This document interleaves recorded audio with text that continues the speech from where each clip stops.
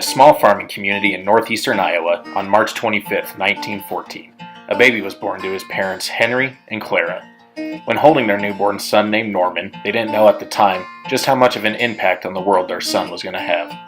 This is the story of that baby and his journey into being a man, a scientist, a leader, a lifesaver, and eventually a Nobel Peace Prize winner. This is the story of a man named Dr. Norman Borlaug, the father of the Green Revolution. Growing up in northeastern Iowa, it was common for families to have small family farms. Being raised in the heart of the Corn Belt, as many people refer to it as, the Borlaug family was no different.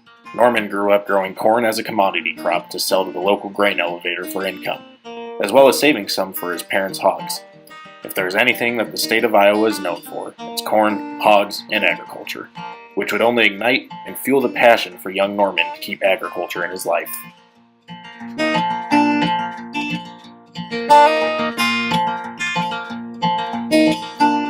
Along with farming and a hard work ethic, Norman's parents valued his education. In his early years, Norman struggled in school with mathematics and science. He believed he didn't have to know the subjects just to go home, grow corn, and raise hogs for the rest of his life.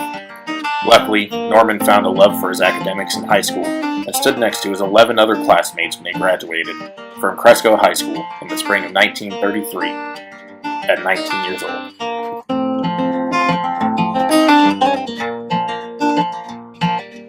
After graduating high school, Norman found himself leaving the farm and home for the first time in his life, when he moved 200 miles north to the twin cities of St. Paul and Minneapolis, where he continued his education at the University of Minnesota, where he began his studies in forestry due to an ever-growing passion for all plant and wildlife. After graduating with his bachelor's in science in 1937, he began to work for the United States Forest Service in Massachusetts and Idaho.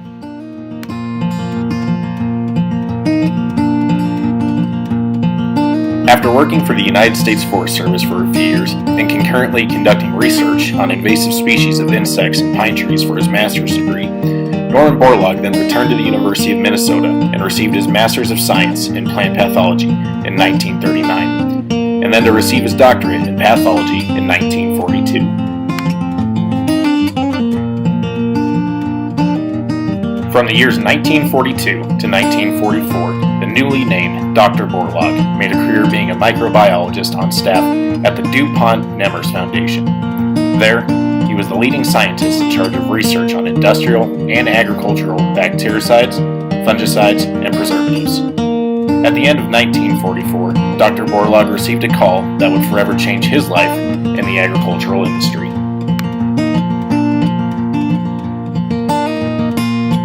In late 1944, Dr. Borlaug was appointed to performing as a plant geneticist and pathologist while directing the Cooperative Wheat Research and Production Program in Mexico. At this time, Mexico faced one of its worst periods of drought, insect infestation, and famine and hunger in its history. Primarily, Mexico's largest crop commodity was corn. The Mexican government realized they could not just feed a population with corn, so they began to give farmers incentive for growing wheat.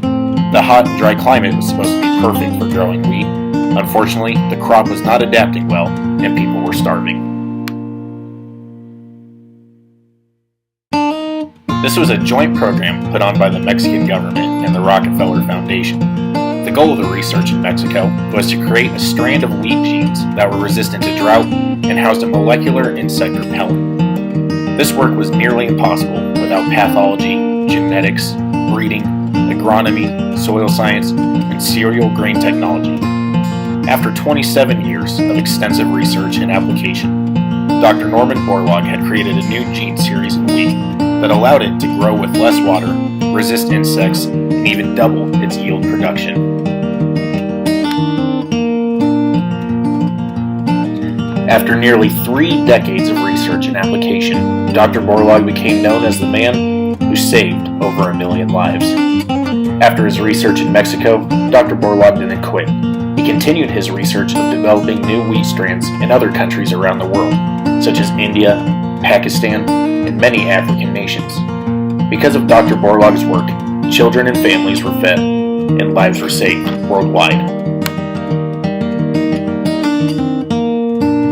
Because of his life-saving and industrial changing, and inspiring work, Dr. Borlaug was awarded a Nobel Peace Prize, a Presidential Medal of Freedom, and a Congressional Gold Medal, all in 1970. During his acceptance speech of his Nobel Prize, he said, "A natural and organic food supply has its place in the world, but not for a starving world. Our food supply must be as progressive as those who want to eat."